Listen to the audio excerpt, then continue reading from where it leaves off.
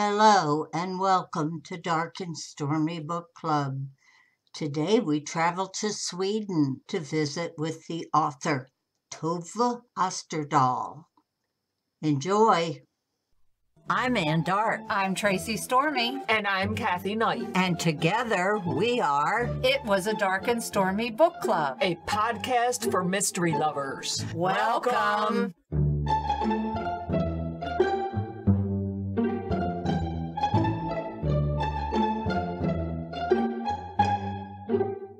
If you enjoy our show, please consider contributing to the Dark and Stormy Patreon. By becoming a patron, you will help us create better and quality content. There are also benefits to becoming a patron, such as exclusive content and Dark and Stormy merchandise. Become a supporter at patreon.com/darkandstormybc. Check our website for the link. We appreciate any and all contributions. Thank you. Before we begin, I want to apologize for my pronunciation of these words. I'm not Swedish by any means and no linguist. You Will Never Be Found by Tove Asterdahl. It is published by Harper. In the small mining town of Malmberget, north of the Arctic Circle, residents and their houses are being relocated.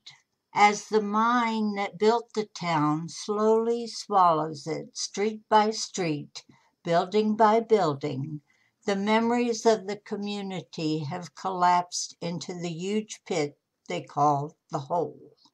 Only a few stubborn souls cling to their homes, refusing to leave. When two workers, making their final preparations, hear a sound coming from a basement, they break a cellar window and find a terrified man curled up in a corner. In Ådalen, 700 kilometers away, police officer Eira Sjödin is investigating the disappearance of a man reported missing by his ex-wife. Eira and her colleagues search his apartment, contact his friends and relatives, and query local hospitals, but the man has vanished without a trace. Eira knows the pain of loss. She mourns for her mother, whose mind has been stolen by dementia.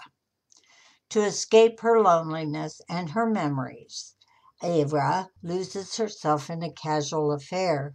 But she's wholly unprepared when her feelings deepen for Gigi, who is 20 years her senior, and her boss. When the diligent Gigi doesn't show up for work for 2 days in a row, Eira and her colleagues quickly realize that something is wrong. Their boss has gone missing. In the dramatic second installment of High Coast series, Eira Sjödin finds herself at the mercy of an elusive perpetrator and of a love she can no longer deny. We would like to welcome to the program Tove Asterdahl, and she has a fascinating book called You Will Never Be Found. Welcome, Tove. Thank you so much. So happy to be there. We're talking to her from across the world in Sweden. We're so glad that she took some time to speak with us about this fascinating book. Can you tell our listeners a little bit about this book? Oh, wow. Yes, it's the second one in the series called the High Coast series. The first one was We Know You Remember. That was out in the US last year, I think. It takes place up north in Sweden. It's a beautiful, beautiful countryside where I've got a house up there. It's those mountains and deeps and rivers and sea and everything. It's a very beautiful part of Sweden, but it's also very declined, like all the paper wood industries has left and so on. So it's a high rate of unemployment and a very dark history. So the series about that, I wanted to write that place. And in this second one, I can also read them one by one. That's no problem. My heroine is called Eira Sjödin. She's an assistant police officer in the local police, the beginning of the book, they find the corpse of a man in the basement of one of those deserted houses that you can find out there in the woods. So that's where it all starts. Then after a while, she finds out that there are a similar case further up north as well, with a man who has been locked up in a basement. And so that's like the crime plot of it. Now, is there actually a town where they're thinking? Yeah, the original title in Swedish was like Sinkhole, I guess it is. Yeah. Yeah. And it's actually, it's rather common up there, you know, when it's like when the ground opens and, you know, you can just fall down if you're not lucky. This is a region where we've had a lot of wood industries and sawmills and stuff.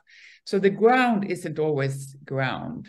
It could just have been leftovers from the wood industries. So it might not be, I mean, there are whole islands and pieces of land where it's actually not solid ground. So yeah. But of course, it's also metaphor. Yeah.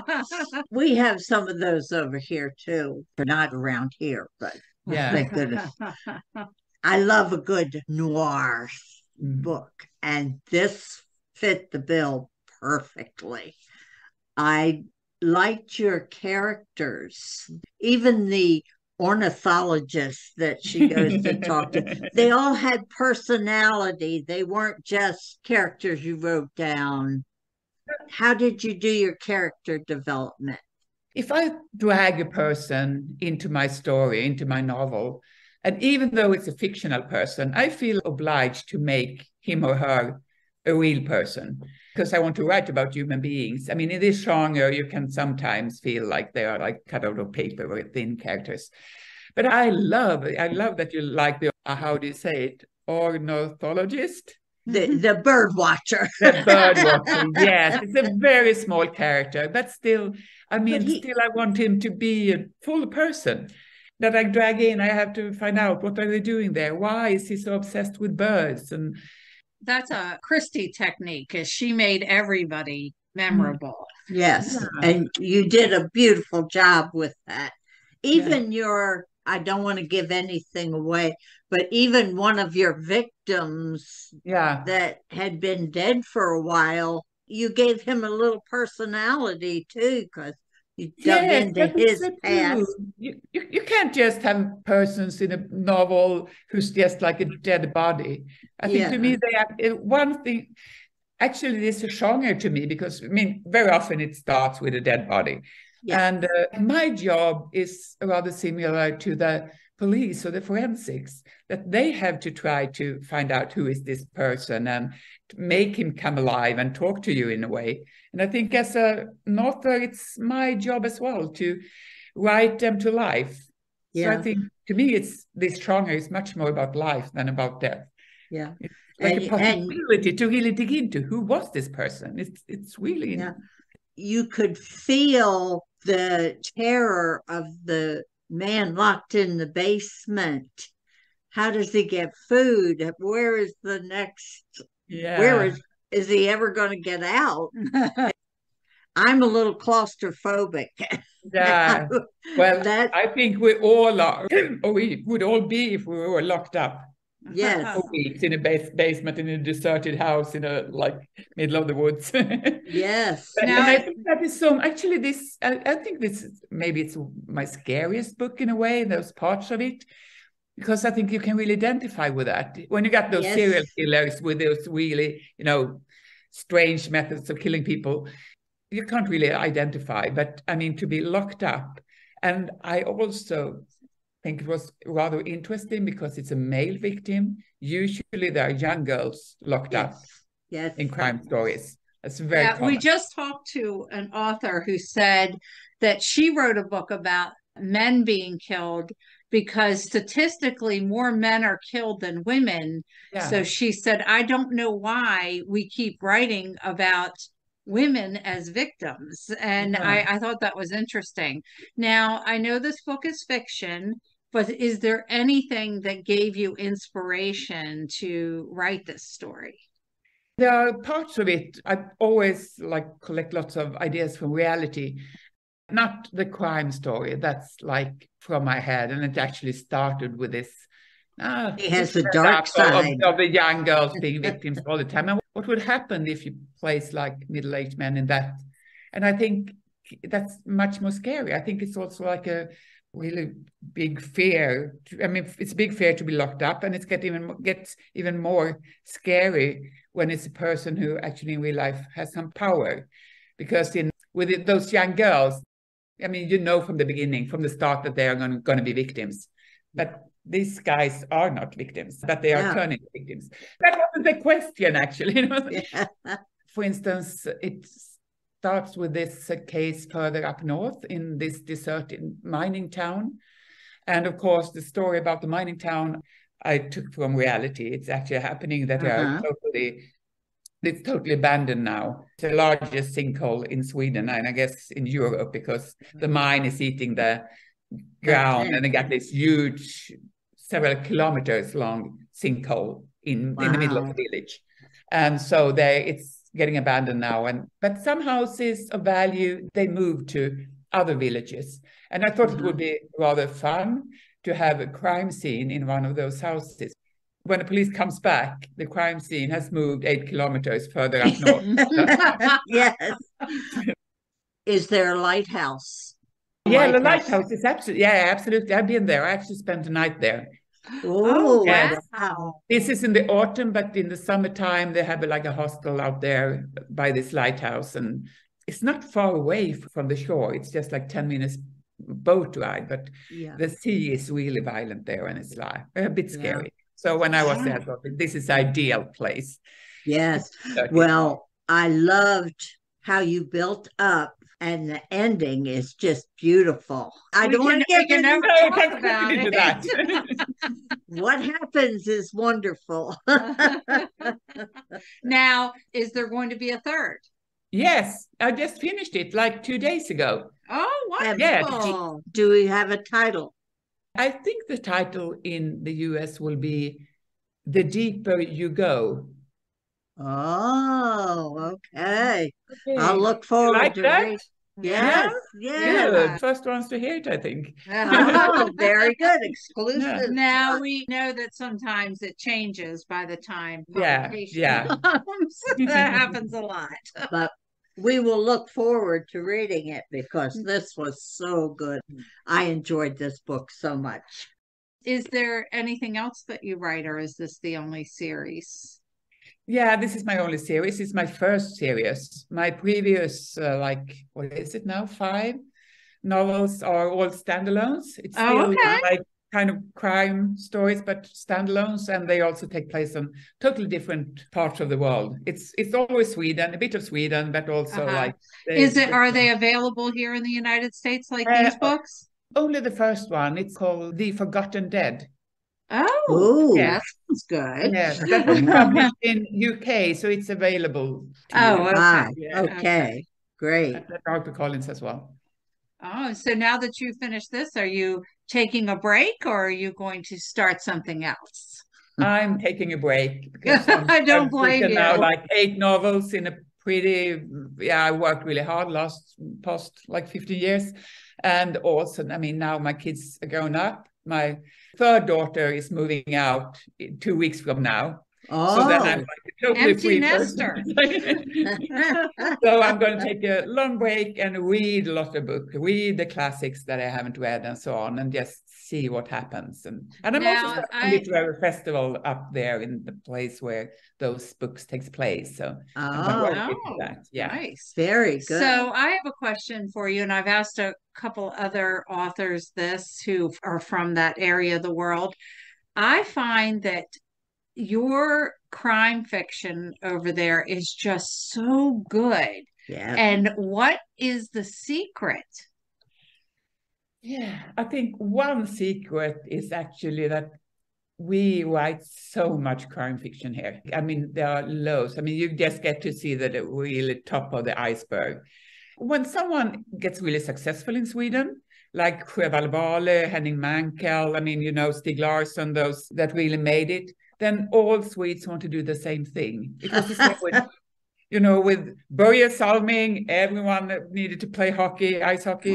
With Björn Borg, everyone started to play tennis, hit the ball against the cellar. So a lot of copycats. With ABBA, we got, you hear Swedish music all over the world now. That's thanks to ABBA. Everyone thought, well, if they can do it, we can. I love it. Yeah, so it's the same with crime writing crime fiction. So if you started to make a big success, and so many started to write, and then it's also made the genre very good. There is a high quality of the best ones. They're also very low quality, but you don't get to see that. Yeah, this is definitely high quality. Yeah. I loved it. Well, we thank you so much for agreeing to speak with us today and letting our listeners know about your book. I know they'll be running to the bookstore to buy this. So. They should. It's a good book. Thank you so much for having me. And we hope you enjoy the rest of your day and your break. For sure. Yeah. Well deserved. Thank you so much. It was a pleasure. Thank you. Bye-bye. Bye-bye. Trivia. Last week's question was, we all know and love Angela Lansbury as Jessica Fletcher in the TV series Murder, She Wrote. Her agent at the time advised her to accept a role in a sitcom instead of this series, but she wisely chose this series instead.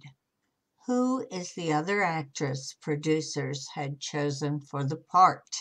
A. B. Arthur, B. Victoria Principal, C. Jean Stapleton, or D. Goldie Hawn? The answer is C.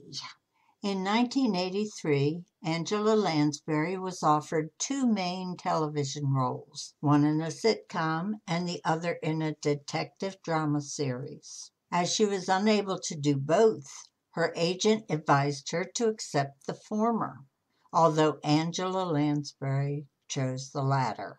Her decision was based on the appeal of the series' central character, Jessica Fletcher, a retired schoolteacher from the fictional town of Cabot Cove, Maine.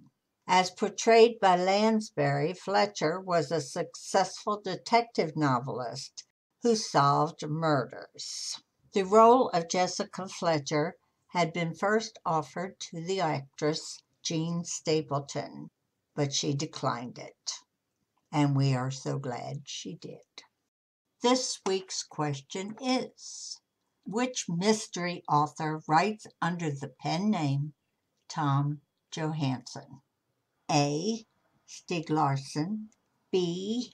Jo Nesbø, C. Peter Hoeg, or D. Gunnar Staalesen? Tune in next week for the answer. Well, that wraps up another episode. We hope you enjoyed Tove. Again, I apologize for my pronunciation and butchering of these Swedish names. I highly recommend this book, and I look forward to reading the next one.